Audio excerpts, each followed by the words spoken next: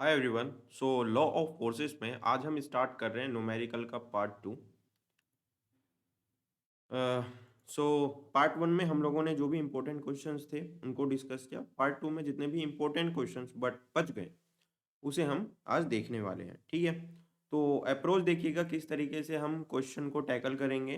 हमारा क्या अप्रोच होना चाहिए क्वेश्चन को देखते ही उसको सॉल्व करने के लिए, उसे समझने की कोशिश कीजिएगा। ठीक है, सो स्टार्ट करते हैं क्वेश्चन नंबर 1 से।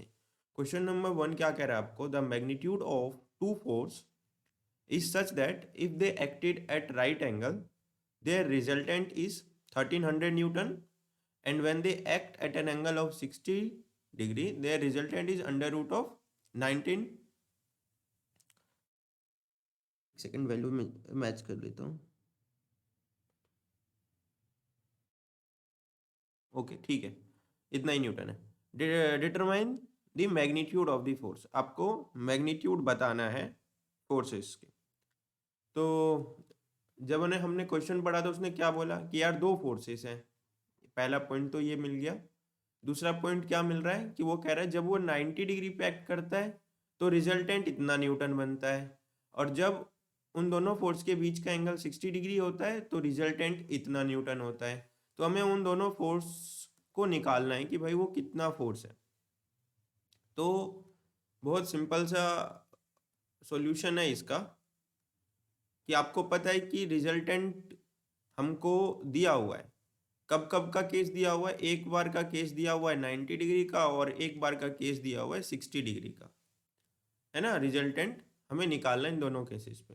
तो 90 डिग्री के केस में जो रिजल्टेंट का फॉर्मूला होता है वो बड़ा सिंपल होता है। लेट सपोज कर लेते हैं कि पहला फोर्स पी है, दूसरा फोर्स क्यू है। तो रिजल्टेंट का फॉर्मूला 90 डिग्री के केस में क्या हो जाता है? अंडर रूट ऑफ पी का स्क्वायर प्लस क्यू का स्क्वायर। और 60 डिग्री के केस में रिजल्टेंट इक्वल टू क्या हो जाएगा? पी का स्क्वायर प्लस क्यू का square plus 2 P Q cos theta, यही होता है।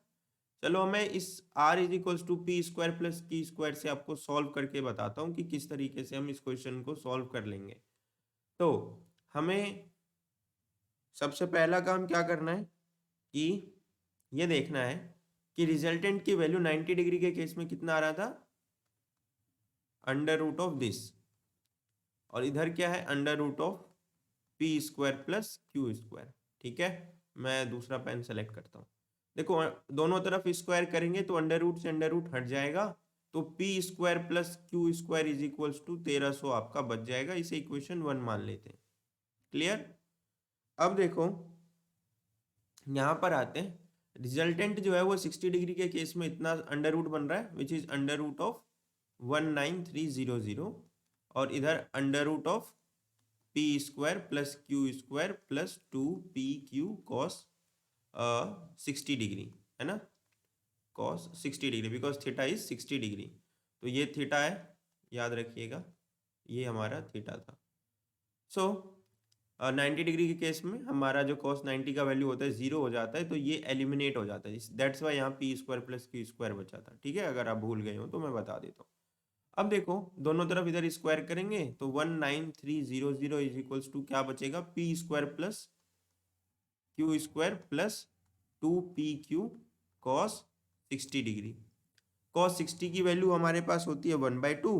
अगर हम 1/2 करेंगे तो मैं डायरेक्टली यहाँ पे कॉस 60 की जगह इंटू 1/2 कर देता हूँ। इस 2 से ये 2 कट गया, बचा कितना? सिर्फ और सिर्फ पी क्यू बच गया हमारे पास। तो प्लस में क्या बच गया? P Q.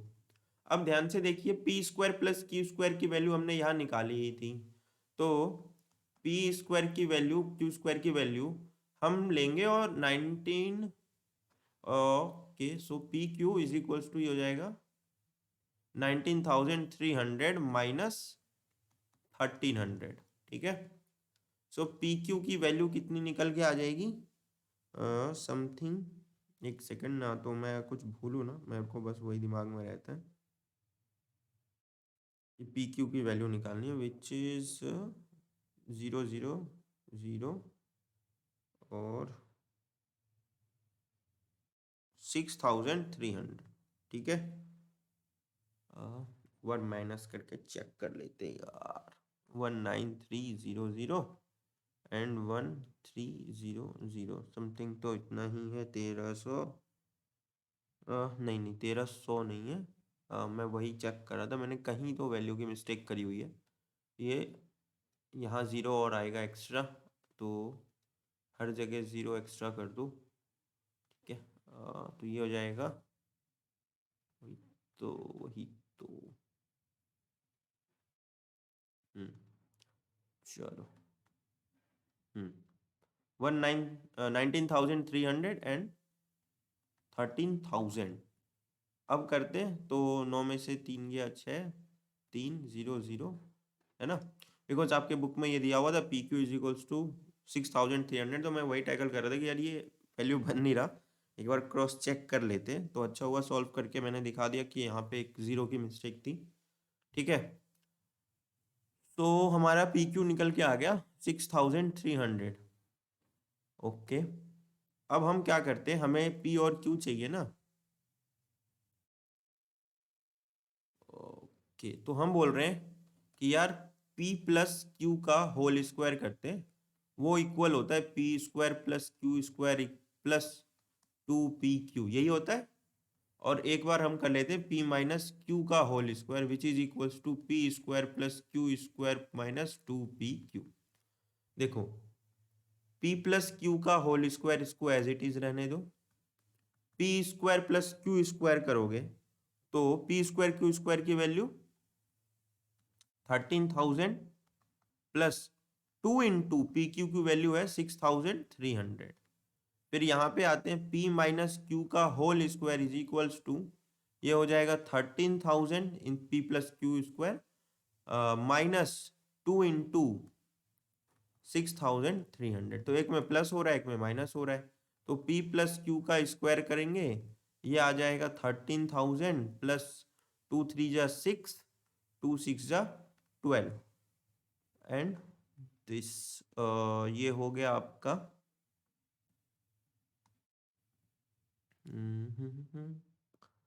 6 का 6, 3 2 5, 1 1 2, 256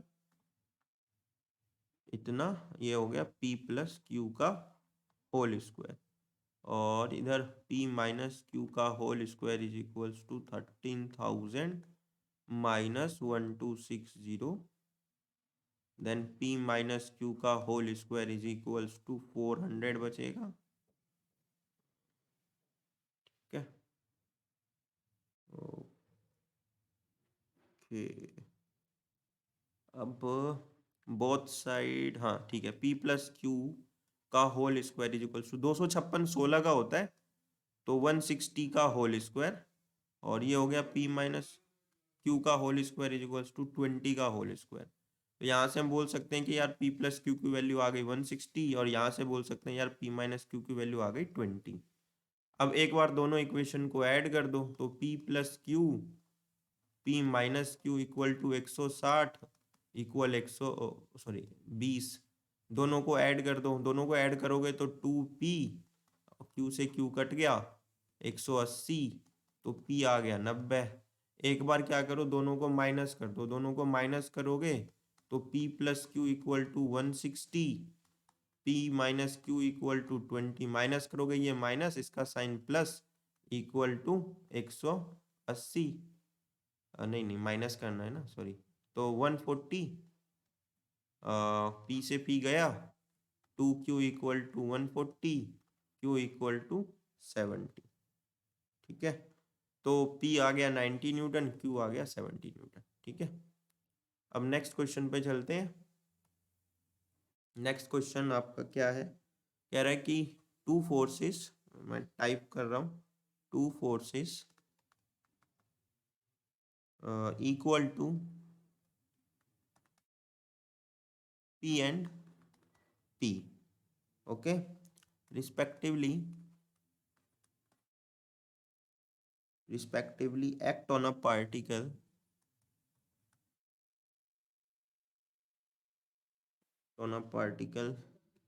if the first be doubled first be doubled and the second is increased by 12 Newton. The direction of resultant is unlettered. Okay. The direction of resultant is unaltered. Find the value of P. तो question क्या कह रहा है, ध्यान से देखो। कह रहा है दो फोर्सेस है, एक V और एक P। कह रहा है कि अब किसी बॉडी पे एक्ट कर रहा है। फिर क्या कह रहा है, अगर मैं पहले को डबल कर दूं और दूसरे को 12 से बढ़ा दूं, ऐसा करने पर भी रिजल्टेंट के डायरेक्शन पे फर्क नहीं पड़ेगा। तो P की वैल्यू निकालो। देखो, रिजल्टेंट का डायरेक्शन पे फर्क जो नहीं पड़ेगा, ये जो बात बोली गई ना, ये क्वेश्चन को सॉल्व करने के लिए हिंट दिया। उसने कहा कि जब फोर्स की वैल्यू 2p और p था, तब भी डायरेक्शन वही रहेगा। जब हम पहले वाले फोर्स को दुगना कर दे, यानी 2p 4p हो जाए, और दूसरे वाले फोर्स को 12 से हम बढ़ा दे, यानी p + 12 कर दे, तो भी डायरेक्शन रिजल्टेंट का वही रहने वाला है। तो हम बोलेंगे कि सबसे पहला केस वन क्या है कि tan alpha is equals to P sin theta. First force हमारा हम मान लेते हैं 2p है, एंड द सेकेंड फोर्स जो है वो हमारा P है। This is first force and this is second force. तो अगर डायग्राम की मदद से बताऊं तो ये 2p माना, इसको p माना, ताकि क्वेश्चन सॉल्व करने में आसानी हो। तो P sin theta upon 2p + p cos theta, ये हमें समझ में आ गया। फिर केस 2 क्या कह रहा है? केस 2 कह रहा है अगर मैं फर्स्ट फोर्स को डबल कर दूं, first force become 2p, and second force को 12 से बढ़ा दूं, इंक्रीज कर दूं, तो p + 12, तो भी tan अल्फा पे कोई फर्क नहीं पड़ने वाला, दोनों सेम रहने वाला है। ठीक है, तो ये हम बोल सकते हैं कि p + 12 sin theta upon 4p + p + 12 cos theta, है ना। बिकॉज tan अल्फा का क्या फॉर्मूला होता है? tan alpha is equals to second force F2 sin theta upon first force + F2 cos theta, यही होता है। वही फॉर्मूला मैंने यहाँ भी इंप्लीमेंट किया और यही इंप्लीमेंट किया है। अब देखो, अब दोनों इक्वल हैं, तो मैं बोल सकता हूं कि P sin theta upon 2p + p cos theta equal रख देंगे p + 12 sin theta upon 4p + p + 12 cos theta के। अब इस sin थीटा से इस sin थीटा को कैंसिल कर देंगे। यहां पे p डेनोमिनेटर में दोनों के पास है, तो cos थीटा से भी p ले लिया, 2p से भी p ले लिया, तो क्या बचा? यहां सॉल्व करते हैं आगे। देखो, p अपॉन p कॉमन ले लिया, क्या बचा? 2 + cos थीटा। इधर क्या बचा? p + 12 4p। इसको रिजॉल्व कर लेते हैं। cos थीटा p से मल्टीप्लाई होगा तो p cos theta, cos theta 12 से मल्टीप्लाई होगा तो 12 cos थीटा। ठीक है, अब इस p से ही p को कैंसिल कर दो, क्या बचा? 1/2 + cos theta equal to p + 12। नीचे क्या बचा? 4p + p cos theta plus 12 cos theta. अब क्रॉस मल्टीप्लीकेशन कर देते हैं, तो 4p + p cos theta plus 12 cos theta is equals to, अब इन दोनों को क्रॉस मल्टीप्लाई करेंगे तो क्या बनेगा? पहले 2p से मल्टीप्लाई होगा 2p, फिर 2 12 से होगा तो 12 × 2 = 24, फिर cos थीटा p से मल्टीप्लाई होगा तो p cos थीटा, फिर cos थीटा 12 से मल्टीप्लाई होगा तो ये हो जाएगा 12 cos थीटा। अब देखो 12 cos थीटा कैंसिल, बिकॉज दोनों प्लस प्लस वाले हैं, तो इधर आएगा तो माइनस होके कैंसिल हो जाएगा। p cos थीटा कैंसिल, दोनों प्लस वाले इधर आके माइनस होके कैंसिल हो गया। क्या बचा? बचा 4p, ये 2p इधर ले आओ, 4p minus 2p is equals to 24। 4p minus 2p is 2p equal to 24. So p equal to 12 Newton and this is your answer. ठीक है, तो ऐसे क्वेश्चन आने की संभावना ज्यादा होती है, इसीलिए जो क्वेश्चन आसान है, जो चांसेस ज्यादा है, जिससे आप प्रॉब्लम को अच्छे से समझ सकते हैं, मैं उन क्वेश्चंस को करा रहा हूं। ठीक है, तो अब नेक्स्ट क्वेश्चन आपको जो मुझे कराना है वो है क्वेश्चन ये क्या कह रहा है कि find the magnitude of two force such that if ये रहने दो, ठीक है, ये उतना नहीं है, लेंथी क्वेश्चन है एंड इतना ज़्यादा आपसे नहीं पूछा जाएगा, जो क्वेश्चन पूछा जाएगा मैं वो करा रहा हूँ। ठीक है, so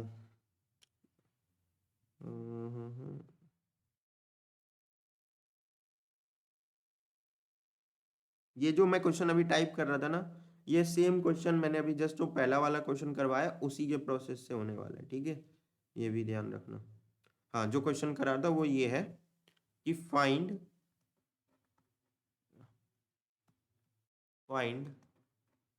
the greatest and least resultant of two force. बहुत इंपॉर्टेंट क्वेश्चन है ये, टू फोर्स। किसी भी तरीके से आपको ये क्वेश्चन पूछा जाएगा तो मैं इसमें जो भी पॉइंट है वो बताने की कोशिश करूंगा। Two forces whose magnitude are 12 newton and 10 newton. So हमें क्या निकालना है? बोला यार ग्रेटेस्ट फोर्स निकालो और लीस्ट। अब ग्रेटेस्ट रिजल्टेंट और लीस्ट रिजल्टेंट कब निकलता है यार? देखो सिंपल सा केस है, अगर आपको लीस्ट पूछा जाए तो उस केस में थीटा इक्वल टू 180 डिग्री रखते हैं, और जब आपसे मैक्सिमम रिजल्ट फोर्स पूछा जाए तो मैक्सिमम रिजल्टेंट फोर्स के केस में थीटा इक्वल टू 0 डिग्री रखते हैं। ये हमेशा याद रखना। अब जब थीटा इक्वल टू 180 डिग्री होता है तो resultant force directly P minus Q करके निकलता है, और जब थीटा इक्वल टू 0 डिग्री होता है तो रिजल्टेंट P प्लस क्यू करके निकलता है। इतना सिंपल था ना, कुछ सोचना नहीं है। ग्रेटेस्ट मतलब थीटा इक्वल टू 0 डिग्री, दोनों फोर्स को ऐड कर दो। अगर आपसे मिनिमम पूछा गया, लीस्ट पूछा गया, तो थीटा इक्वल 180 डिग्री, दोनों फोर्स को माइनस कर दो। तो इस केस में हो जाएगा 12 माइनस 10 विच इज 2 न्यूटन, और इस केस में हो जाएगा 12 10 यानी 22 न्यूटन। कोई फॉर्मूला कुछ इंप्लीमेंट नहीं, डायरेक्टली बता दिया, ये चीज याद रखना है। तो ये आपको एमसीक्यू में डायरेक्टली भी पूछा जा सकता है और इनडायरेक्ट वे में भी पूछा जा सकता है। ठीक है, अब अगला क्वेश्चन लेते हैं। ठीक है, अच्छा ये पॉइंट वैसे तो क्वेश्चन है बट मैं इसको ड्राइव कर दूंगा, बट फिर भी आप इसको डायरेक्टली याद रखना, ये डायरेक्टली भी पूछा जाता है। Two force P and Q acting at a point have a resultant R if Q is double, क्योंकि ये मैंने फर्स्ट वीडियो में भी बताया था, if Q is double R is double। कुछ ऐसे क्वेश्चन होते हैं जो डायरेक्टली पूछा जाता है प्रूफ वाले में कि हाँ भाई ये स्टेटमेंट है, इसको प्रूफ करो, तो उस स्टेटमेंट को याद रख लो। ठीक है, ऑप्शन में वो जो प्रूफ करने के लिए आ रहा होगा ना, वो 4 में से कोई एक ऑप्शन होगा, तो फट से टिक कर देना। ठीक है, तो क्योंकि वहां तो नहीं आपको कुछ करना है, बस आपको उस ऑप्शन में मैच करना है कि हाँ क्या ड्राइव करना होता है यार, क्या प्रूफ करना होता है, ये ऑप्शन है। चलो हाँ, आंसर हो गया। देन आर इज डबल, तो आर इज डबल, उसके बाद कह रहा है कि इफ क्यू इज रिवर्स, अगर क्यू का डायरेक्शन बदल दिया जाए फिर तब भी R is double, R is double. Show करना है, शो दैट, क्या शो करना है कि P ratio Q ratio R किसके इक्विवेलेंट होगा, √2 √3 √2। तो आपको क्वेश्चन में कैसा मिलेगा, आपको मिलेगा two forces P and Q acting at a point have resultant R, if Q is double R is double, if Q is reversed R is double, then what is the ratio of P ratio Q ratio R। और option में आपके एक होगा 2:3:2, एक होगा 2:3:4, ऐसे कुछ भी चार ऑप्शन होंगे जिसमें से एक ऑप्शन ये होगा, वो आपका करेक्ट आंसर होगा। तो अगर आप इसको ऐसे डायरेक्टली याद रख लें तो भी बेटर है। चलिए इसको ना मैं आपको शो करता हूँ कि कैसे हम सॉल्व करेंगे। देखो यहाँ पे ना पहला केस क्या है, पहला केस है कि सिंपल, कि यार हमें रिजल्टेंट का फॉर्मूला पता है, R square is equals to what, P square plus Q square plus 2pq cos theta, है ना। बोथ साइड स्क्वायर कर दिया तो अंडर रूट हट गया, तो ये इक्वेशन 1 बन जाता है हमारा। फिर दूसरा क्या बनता है कि यार अगर हमने रिजल्टेंट, फिर क्या करें, इफ q इज डबल, अगर q को डबल कर दिया जाए, तो अगर मैं q को डबल करूंगा तो रिजल्टेंट भी डबल हो जाएगा, तो दिस बिकम 2r का square, 2r square is equals to what, p square plus q की जगह हमारा क्या हो जाएगा 2q, तो 2q का स्क्वायर करेंगे प्लस 2p इंटू क्यू की जगह 2q हो जाएगा इंटू कॉस थीटा। अब इसको करें अगर हम, तो ये हो जाएगा 4r square is equals to P square plus 4q square plus 4pq cos theta. इसको इक्वेशन सेकंड मान लेते हैं, ठीक है। फिर क्या कहा उसने, फिर कहा कि अगर हम डायरेक्शन चेंज कर दे किसका, क्यू का, तो रिजल्टेंट तब भी डबल हो जाएगा। तो फर्स्ट केस हो गया, ऐसे कर देते हैं, केस 1 सिंपल वाला, ये केस 2 हो गया जब दोनों डबल हो रहे हैं। केस 3, ठीक है, सॉरी ये केस 2 है, ये केस 1। फिर केस 2 से हमने ये ड्राइव किया था। अब केस 3 से बात करते हैं, क्या करना है कि वो कह रहा है कि यार अगर हम क्यू का डायरेक्शन बदल दें, क्यू का डायरेक्शन बदलने पे भी रिजल्टेंट डबल हो रहा है, तो अगर रिजल्टेंट डबल हो रहा है तो देखो ये जो सेकंड स्टेटमेंट है ना, फिर इसको सॉल्व भी करके दिखा देता हूँ। तो आर की जगह क्या हो जाएगा 2r स्क्वायर, पी की जगह p, क्यू की जगह माइनस क्यू का square plus 2p into Q की जगह minus Q into cos theta. ये हो जाएगा 4r square plus P square plus Q square, plus क्यों होगा, बिकॉज माइनस में है और पावर जो है वो इवन है, minus Q into minus Q is plus Q, so this become plus Q square. और ये प्लस यहां से साइन हट जाएगा प्लस का, because plus minus minus, so minus 2pq cos theta, and this become equation number third. अब हम आगे काम क्या करने वाले हैं, ये करने वाले हैं कि अगर ध्यान से अगर आप देखो फर्स्ट वाला इक्वेशन है ना, और थर्ड वाला इक्वेशन, तो हमें इस पी क्यू कॉस थीटा को एलिमिनेट करना है ना। तो हम एक काम करते हैं, इन दोनों इक्वेशन को ऐड कर देते हैं। तो add equation first and third, because हमें पी क्यू कॉस थीटा को एलिमिनेट करना है।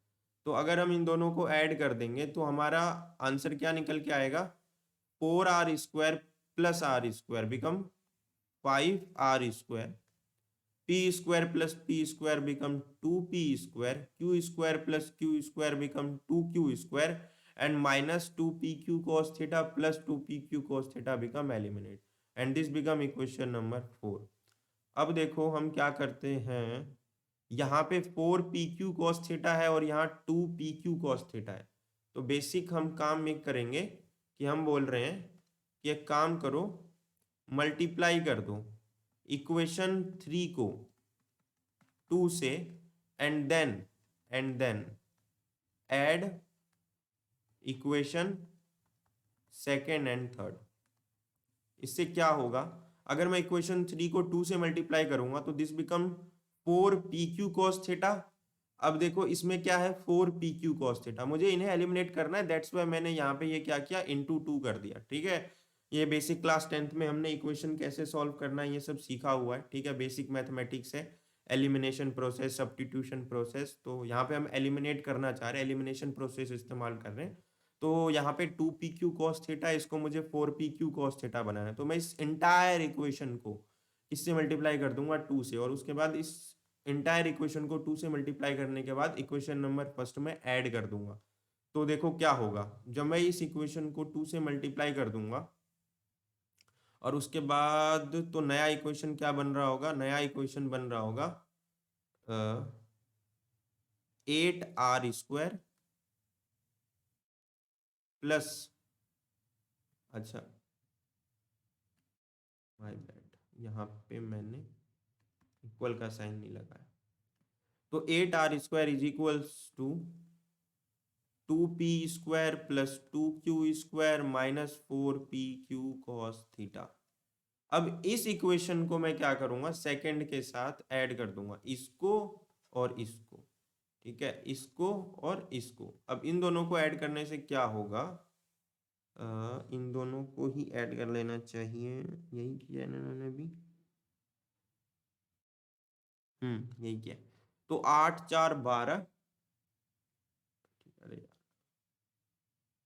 यहाँ पे करता हूँ, 8R² plus 4R² become 12R², 2P² plus P² become 3P², 2Q² plus 4Q², यही है, तो बिकम 6Q²।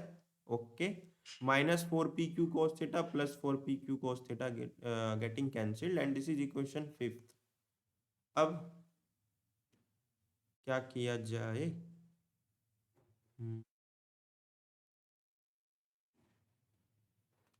पहले इसका क्या हाँ, ये आपका रिड्यूस हो जाएगा बिकॉज दोनों तरफ 3 से डिवाइड कर दो, this become 4R² equal to P² plus 2Q², है ना। दोनों तरफ हमने 3 से डिवाइड इस वजह से किया ताकि इक्वेशन जो है वो रिड्यूस हो जाए छोटे फॉर्म में, लोअर वैल्यूज में, और हम आसानी से सॉल्व कर सकें। अब हमारा है 4R² is equal to P² plus 2Q²। ठीक है, अब देखते हैं ऊपर इक्वेशन में हम क्या कर सकते हैं। नहीं नहीं ठीक है, हाँ हमने रिड्यूस किया इक्वेशन, एक इक्वेशन ये और एक इक्वेशन ये, इन दोनों को क्या करते हैं ना, सब्ट्रैक्ट कर देते हैं। तो इक्वेशन 4th एंड 5th को हम क्या करने वाले हैं, सब्ट्रैक्ट, बिकॉज इन दोनों पे ही हम काम कर सकते हैं। अब तो 5R² में से 4R² बचा, तो क्या बचा, 1R² बच गया। ठीक है, 2P² minus P² become P² plus 2Q² minus 2Q² become cancelled. तो ये और ये कैंसिल हो गए, 2P² में से 1P² घट गया, बचा P²। 5R² में से 4R² माइनस हो गए, कितना बच गया, R²। बोथ साइड R² है, तो ये हम बोल सकते हैं कि R इक्वल टू P हो गया। अब R इक्वल टू P है, तो इस कंडीशन को इस वाले इक्वेशन में रख देते हैं। अगर हम इस इक्वेशन को इस कंडीशन में रख दें तो हम बोल सकते हैं कि 4R² is equals to 4P²। R equal to P है तो R की जगह P रख दिया, तो 4P² equal to P² plus 2Q²। ये P² इधर जाके माइनस हो गया, which is 3P² is equals to 2Q²। Proof करने में तो टाइम लगता है यार। अब हम क्या बोल सकते हैं कि 3/2 इक्वल टू P² बटे Q²। तो हम बोल सकते हैं this become √3 upon √2 equal to P/Q, because यहाँ से स्क्वायर हटाएंगे तो इस पे अंडर रूट लग गया। तो अब हमें P ratio Q ratio R चाहिए था, तो P की जगह P रहने दो। ठीक है, हम यहाँ से ये बोल सकते हैं कि सॉरी यहाँ Q²/P² आएगा, दिस बिकम Q/P। ठीक है, बिकॉज 3 के नीचे 2 है, हाँ ठीक है। तो simple √3/√2p equal to Q बोल सकते हैं ना। ये p यहाँ जाके मल्टीप्लाई हो गया तो q इक्वल टू √3/√2p। तो q की जगह लिख देंगे √3/√2p। Ratio r equal to p है तो r की जगह p रख दिया, सॉल्व कर लिया। अब इसका √2p √3p √2p, this become √2 ratio √3 ratio √2। So this is your answer. ठीक है, तो प्रूफ था यार, इसमें टाइम लग ही जाता है, तो उम्मीद करता हूँ कि आपको समझ में आ गया होगा। नाउ द लास्ट क्वेश्चन, ये भी आ सकता है, तो इसको मैं सॉल्व कराने के लिए आपको समझाता हूँ कि आपको क्या दिया हुआ है। पहले क्या करते हैं, ग्राफ लेते हैं, जो कि यहाँ हमने एक बना दिया है। हाँ, सही है। अब देखो, लाइन लेते हैं, एक बोल रहा है कि एक फोर्स ऐसे है, ठीक है। फिर क्या कह रहा है कि एक फोर्स ऐसे है, फिर कह रहा है एक फोर्स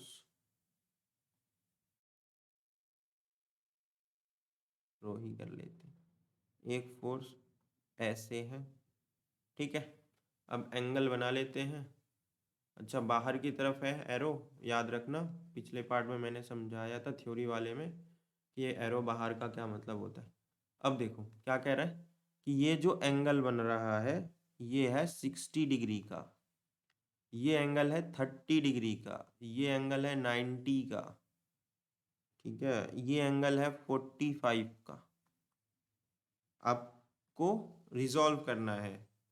ओके, ये है 2p, ये फोर्स है 4√3p और ये फोर्स है 5√2p। तो हमें पता है इस केस में रिजल्टेंट इक्वल टू क्या होता है, समीशन ऑफ हॉरिजॉन्टल फोर्स का square plus summation of vertical force का स्क्वायर। तो मैं आपको summation of horizontal summation of vertical निकालूंगा, बाकी आप खुद निकाल लेना। तो सबसे इंपॉर्टेंट है कि हम इसको रिजॉल्व कैसे करेंगे। तो जब मैं 2p को रिजॉल्व करूंगा तो देखूंगा कि इसका थीटा किस पे बन रहा है। इसका थीटा इधर बन रहा है तो इधर हो जाएगा 2p cos थीटा, इसका हॉरिजॉन्टल कंपोनेंट हो गया, वर्टिकल कंपोनेंट इस पे आएगा which is 2p sin theta. तो थीटा की जगह 60 डिग्री लिख रहा हूँ और इधर भी थीटा की जगह 60 डिग्री लिख रहा हूँ बिकॉज इसका थीटा 60 डिग्री है। अब 4√3p, इसका थीटा इस पे बन रहा है, दिस बिकम 4√3 cos 30 डिग्री और इसका वर्टिकल कंपोनेंट इधर आएगा 4√3 sin 30 डिग्री 45 डिग्री। तो ये आ जाएगा इधर 5√2 है, 5√2p cos 45 डिग्री और इसका वर्टिकल कंपोनेंट इस पे आएगा which is 5√2p sin 45 degree. तो हमने इस सबके हॉरिजॉन्टल वर्टिकल कंपोनेंट निकाल लिए। अब हम समीशन ऑफ x निकाल लें या समीशन ऑफ हॉरिजॉन्टल निकाल लें, एक ही बात है। तो ये हो जाएगा 2p cos 60 degree minus 4√3 cos 30 degree minus 5√2p cos 45 degree. ये दोनों माइनस में इसलिए है क्योंकि ये नेगेटिव डायरेक्शन में, ठीक है, इस साइड एक्सिस नेगेटिव में। अब इनको सॉल्व कर लेना, cos 30 cos 45 की वैल्यू आप सबको पता ही है, तो और इन सबको जोड़ोगे तो समीशन ऑफ h निकल जाएगा। फिर समीशन ऑफ वर्टिकल या summation at y axis is equals to what, 4√3 sin 30 degree plus 2p sin 60 degree minus 5√2 sin 45 degree, ठीक है। तो अब sin 30 sin 60 की वैल्यू रखो, सॉल्व करो और आपके पास आंसर आ जाएगा। फिर इस फॉर्मूले में रख के दोनों का स्क्वायर करो, अंडर रूट निकालो और आपका आंसर आपके सामने होगा, ठीक है। तो ये भी मैंने आपको बता दिया कि अगर ऐसा क्वेश्चन आए तो किस तरीके से रिजॉल्व करेंगे। तो यहाँ पे हमारा law of force theory part, numerical part खत्म होता है। नेक्स्ट चैप्टर हम जो भी स्टार्ट करें अभी तो नहीं बता सकता, वो तो कल ही पता चलेगा जब वीडियो आएगी। तो चैनल को सब्सक्राइब कर देना, वीडियो को लाइक कर देना, शेयर करना, कमेंट करना वीडियो कैसा लगा, ठीक है। और बाकी इन क्वेश्चन की प्रैक्टिस कर लेना बुक में से, और एक्स्ट्रा क्वेश्चन जो भी चैप्टर के बाद होता है, ठीक है, जो सॉल्व है वो नहीं, जो प्रैक्टिस के लिए है, ठीक है, उनमें से भी आप कुछ क्वेश्चन ईजी वाले सॉल्व कर सकते हो। ज़्यादा डिफिकल्ट करने की ज़रूरत नहीं है। हाँ, थ्योरी पे ज़्यादा ध्यान दीजिएगा। न्यूमेरिकल जो मैंने कराए हैं वो इम्पोर्टेंट है, बेसिक है, तो इनको अगर आपके एग्ज़ाम में इस तरीके से आए तो आप सोच के, है ना, और तरीके को अपना करके सॉल्व कर सकते हैं। तो यही मैं चाहता हूँ, ताकि क्वेश्चन तो प्रिडिक्टेबल होते नहीं है यार, हमें बस ये होना चाहिए, हमारी एबिलिटी होनी चाहिए कि हम सॉल्व कर पाएँ। तो वो एबिलिटी आपको जनरेट करना है, वो प्रैक्टिस के थ्रू ही हो पाएगा, ठीक है। मिलते हैं नेक्स्ट वीडियो में।